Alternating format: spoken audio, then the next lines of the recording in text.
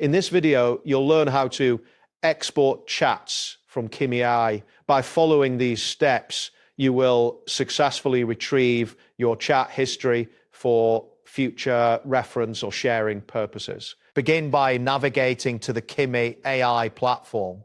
You can do this by entering the web address into your browser. Once the page loads, you should see the main interface of Kimi AI, where you can access your chat functionalities. Next, locate the section labeled Current Time Request. This is typically found prominently on the main screen.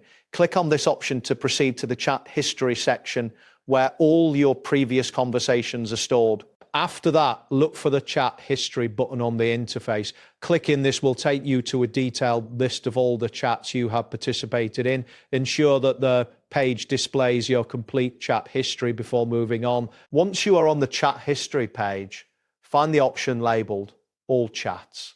This will provide you with a comprehensive view of every chat session.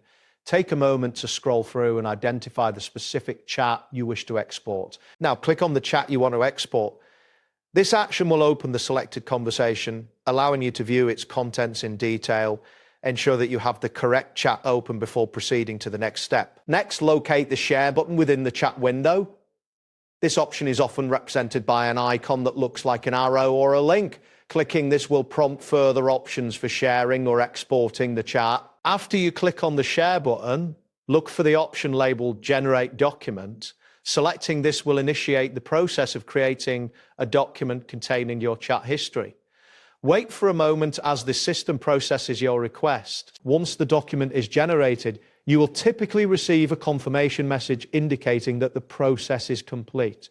Check for any prompts that allow you to download or save the document to your device. Keep in mind that large chat histories may take longer to process depending on your internet speed. Finally, confirm that the document has downloaded successfully to your device.